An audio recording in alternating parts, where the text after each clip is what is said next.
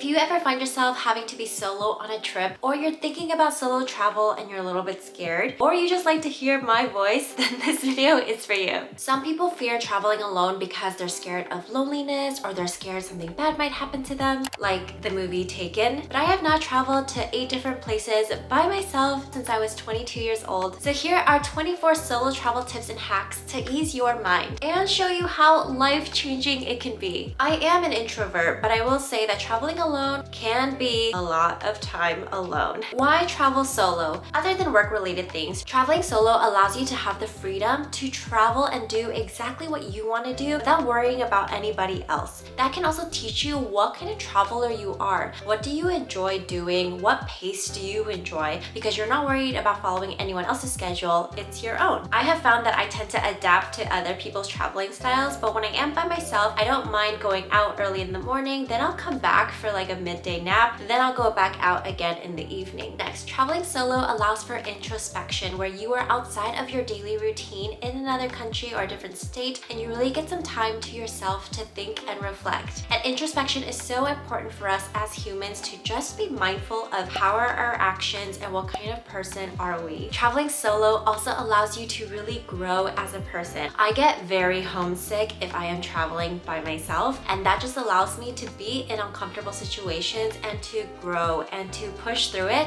And when I come back, I'm like, I was just in Japan by myself. I can handle this work email. And you have to problem solve all by yourself. So I feel like with those experiences, I get even 1% more mature. Another perk of traveling solo is that there is a higher chance of your seat being upgraded or you being moved because you're by yourself versus if you're traveling with other people or in a group. Traveling solo also allows me to practice communication skills because I have no one else to talk to. So I have to approach strangers if I'm lost and need directions, or I have to talk to the waiters or the people that surround me. As an introvert, that's very scary.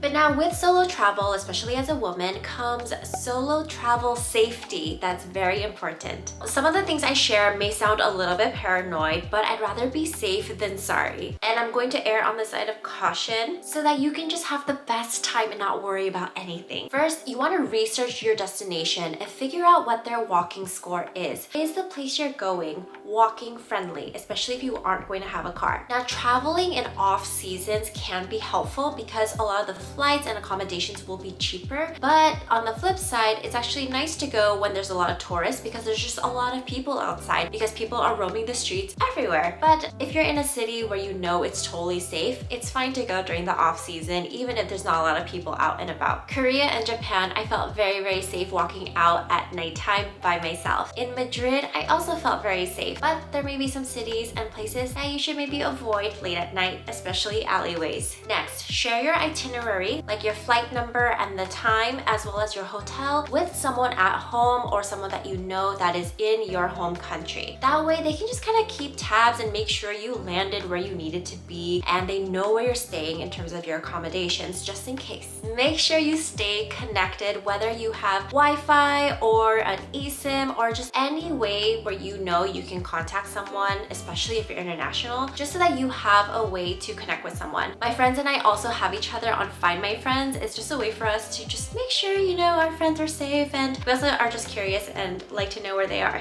Next, make sure you pack lightly, especially when you're traveling alone. Just take what you can carry by yourself because there's nobody who can help you in the overhead compartment. And when you're lugging it through public transportation, you just want to make sure you can handle it because there's nothing more pressuring than trying to get everything by yourself. Next, decide how you're going to get to and from the airport before you go on your trips. This is just one less thing to worry about when you land, where you already know how you're going to get from the airport to your accommodations. Whether it's Uber, public transportation, or someone's gonna pick you up, or like a private taxi, just know what you're going to do.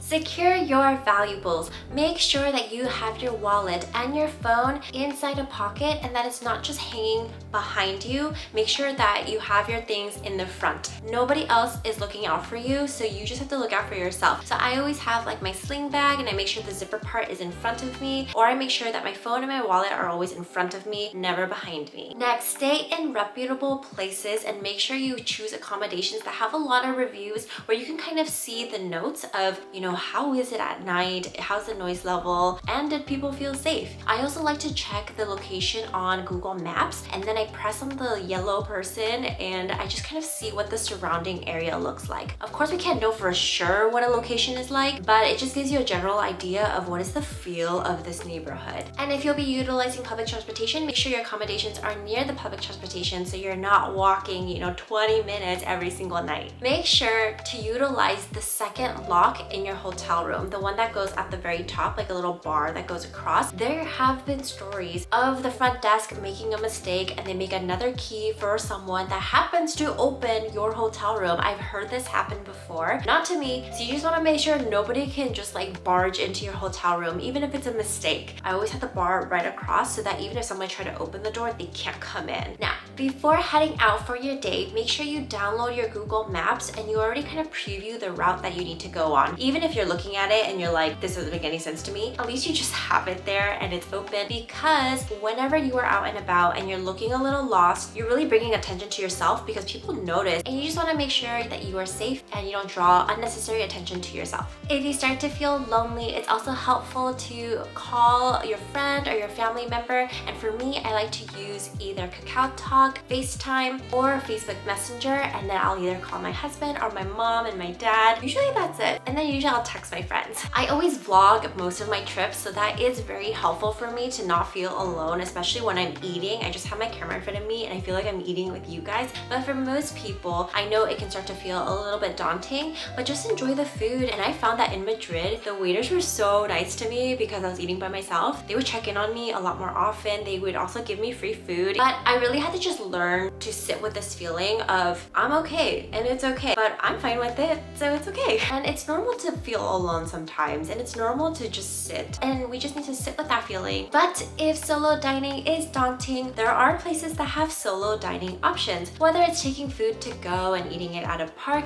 or there are restaurants that specialize in just solo eating where you just get a small table for yourself. This is really popular in Asia. When I went to Korea, I went to get Myeongdong Gyoja, which is like a kalguksu place, and when I said I was eating by myself, they sent me upstairs where everybody was eating alone. It's just all these people at their own table.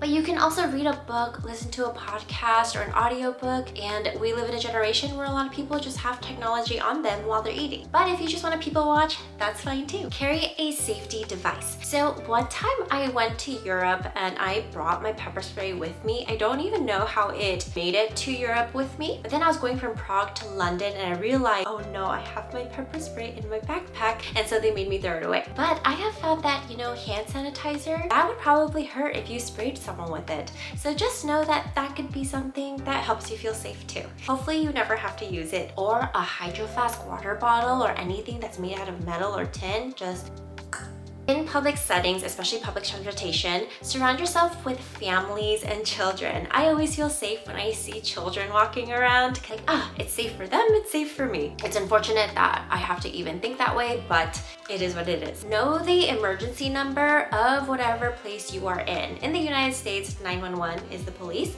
but in other countries, it's not. Like in Korea, it's actually 119. Another safety thing is to be mindful of sharing your itinerary, especially on social media, if you are on social media. For me, I try to be very mindful to not post in real time. So if I am eating at a restaurant, which that could be like an hour experience, then I try to post after I leave, because if I post right at that moment, you just never know who could be looking at our socials, especially if your profile is not private. Of course, if a viewer said hi to me, I'd always be so happy and so excited. So this is not just because I'm a content creator, but this is for everyone. Just be mindful of what you're posting, especially what hotel you're at or what you plan to do for the entire week. Make sure to use reliable means of transportation so that you don't end up getting scammed. Because I know there's different countries where some people have their own taxi lines and you just don't know how much they're charging. They can scam you. So be very mindful that you have a reliable means of transportation. I don't mind using Uber in other countries because at least I know that they have a customer service line. So if anything happens, I can contact customer service. Keep emergency cash on you because you don't have anybody else to ask or to rely on. And so it's nice to just have some emergency cash should you need it. Back in 2013, not all places in Europe accepted card, but I'm sure now that's changed. But again,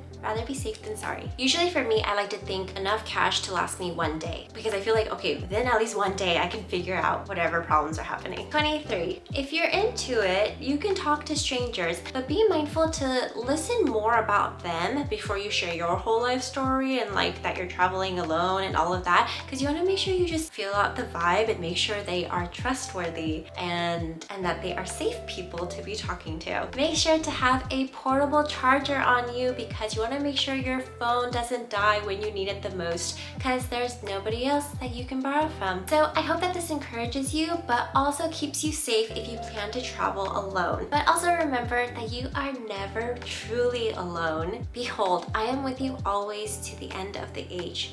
Matthew 28:20. If you like what you see, please like and subscribe, and I'll see you later. Travel safely. Bye!